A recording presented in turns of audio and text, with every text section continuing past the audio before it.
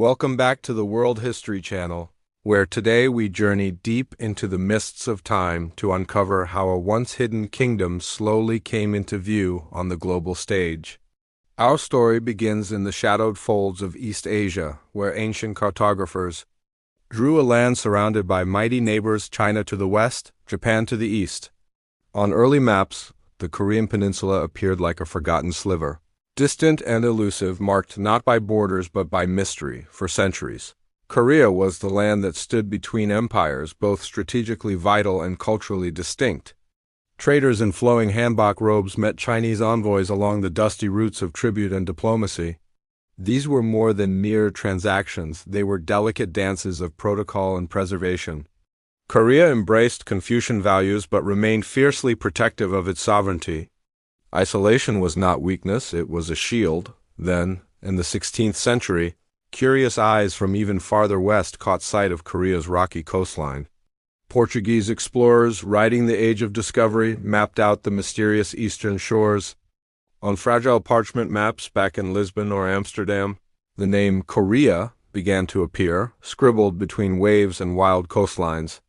It was the first time Europe began to imagine the kingdom beyond. China and Japan. The true turning point came not from diplomacy but disaster. In the 17th century, a Dutch ship wrecked along Korea's western shores. Aboard was Hendrik Hamel, a sailor whose fate would become legend. Villagers approached the wrecked vessel with caution, unsure whether to fear or help these strange bearded men. Hamel and his crew were taken into custody, not as prisoners, but as anomalous foreigners in a kingdom that had closed its doors long ago. Korean officials, draped in the dignified garb of the Joseon court, stood puzzled before these Westerners. What to do with them? What did their presence mean? Inside high-roofed wooden halls, debates echoed. Allowing foreigners in could bring new ideas, but also dangerous ones. The court teetered between curiosity and fear, yet ideas are stubborn things. Even as gates were shut, they slipped in through shadows. Under the cover of night, Christian missionaries began to smuggle in Western books, scientific texts, and forbidden Bibles. Their goal wasn't conquest, it was conversion. But the real impact was unintentional. Korean scholars, cloaked in silence, began poring over strange maps and unfamiliar alphabets. Flickering candlelight illuminated foreign stars, new technologies, and a world much larger than once imagined. Still, the kingdom resisted. The gates of Joseon remained firmly closed, with signs posted high, "No foreigners allowed." Korea was determined to protect its traditions, its people, and its soul. The world may have begun to discover Korea, but Korea was not yet ready to be discovered. This was the age of guarded beauty, of intellectual whispers behind palace doors, and of a kingdom wrapped in silence. But the silence wouldn't last forever. In the next chapter, we'll see how cannon fire, treaties, and relentless ambition finally shattered the walls that had kept Korea hidden for centuries. Stay with us. The silence that had wrapped the Korean Peninsula for centuries was about to be shattered not by whispers, but by cannon fire and diplomacy forced at gunpoint. The mid-19th century brought with it a new breed of visitors, powerful foreign empires, hungry for influence, trade, and territory. Off Korea's coasts, strange ships began to appear, large, black, and bristling with weaponry. These were the infamous American black ships, symbols of a world no longer content with being kept at bay. Their cannons were aimed not just at Korea's defenses, but at its very way of life. In 1866, Korea would face its first real test. A French war fleet descended on Ganghwa Island, retaliating for the execution of Catholic missionaries. The French Marines stormed the ancient fortresses, rifles blazing, as Korea scrambled to defend its sovereignty. The Byonggan-Yangeo, as it would be known, was brief but terrifying. Though the French eventually retreated, the message was clear: the age of forced engagement had begun. Later that same year, another foreign vessel, the American merchant ship General Sherman, made its way up the Taedong River, defying Korean warnings. The result was a fiery catastrophe. Korean forces set the ship ablaze, watching as foreign sailors perished in the flames. It was an act of defiance, but it would not go unnoticed. In the eyes of the West, Korea had become both a mystery and a challenge. As tensions mounted, resistance came not just from the military, but from the people. Civilians marched with banners, beating drums, and carrying torches, demanding that foreign influence be kept out. Yet behind the resistance, cracks had begun to form. Korea's isolation was becoming unsustainable. In 1876, the inevitable happened. Japan, now modernizing rapidly under the Meiji Restoration, forced Korea into signing the Treaty of Gangwon. Japanese envoys in modern Western suits sat across from Hosan officials still in traditional robes. The treaty opened Korean ports to foreign trade for the first time in history. It was the beginning of Korea's reluctant march into the global spotlight. The changes were immediate and jarring. Markets once filled with silk and rice now sold Western telescopes, rifles, and imported fabrics. Foreign goods flooded into the streets, and with them came foreign eyes. Western journalists began sketching life in Korean villages, capturing scenes of daily life never before seen by the outside world. For the first time, Korea was printed on European globes, not just as a vague peninsula, but as a nation of intrigue and importance.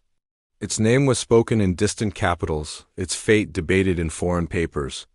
Meanwhile, change brewed at home. Missionary-run schools popped up where Korean children learned not only Hangul, but also English, math, and Western science. By the turn of the century, Korean harbors, once silent, now bustled with ships flying flags from America, Britain, Japan, and China. Korea's doors were no longer closed. The world had entered, and Korea, for better or worse, had been discovered. By the early 20th century, Korea was no longer the mystery it once was.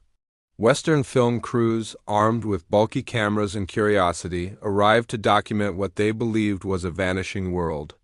Through their lenses, they captured the grace of temple ceremonies, the rhythm of traditional festivals, and the quiet strength of a people standing between past and future. These rare reels introduced Korea's culture to audiences far beyond its borders, planting seeds of fascination in foreign minds. The 1930s brought a new chapter in visibility. At international expos, Korea began to emerge with pride. Among sleek modern pavilions stood Korea's own, rich with curved rooftops, colorful hanbok, and lacquered woodcraft. Global visitors wandered through, often stunned by the beauty and craftsmanship of a nation they had barely known existed just decades before. The world's curiosity was growing, but it would take tragedy to bring Korea fully into the global consciousness. The outbreak of the Korean War in the 1950s changed everything. What had once been seen as a distant and divided peninsula suddenly dominated headlines. Journalists from every corner of the world descended on Korea, transmitting raw, heart-wrenching images into homes across the globe. Tanks rolled through villages, families were torn apart, cities burned, and hope flickered in the chaos. But amid the devastation, stories of resilience captured hearts. United Nations troops weren't just soldiers, they were lifelines. Images of UN forces sharing food with Korean children, helping rebuild shattered homes, and offering comfort to civilians gave the world its first human connection to Korea's struggle. Refugees, weary and hungry, spoke to Western reporters, their voices trembling but unbroken. These interviews gave the Korean people not just visibility, but empathy, and then, against all odds, came the rebirth. Decades passed, and Seoul's skyline began to glow not with candlelight, but with neon. Towering billboards displayed the faces of K-pop idols, tech giants, and global fashion icons. A new Korea had emerged, pulsing with creativity, energy, and ambition.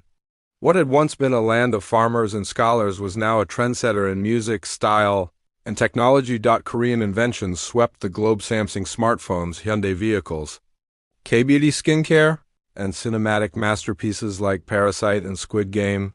The world wasn't just watching Korea now, it was dancing to its rhythm, streaming its culture, and using its tools.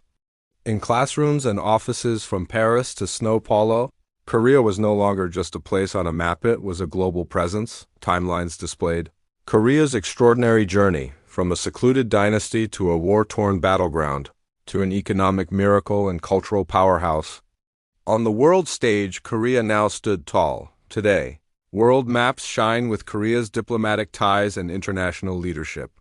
And in New York, Geneva, and beyond, the South Korean flag waves proudly beside the symbols of global power. The world once discovered Korea, now Korea leads it. And that, dear viewers, is how a hidden kingdom became a beacon to the world.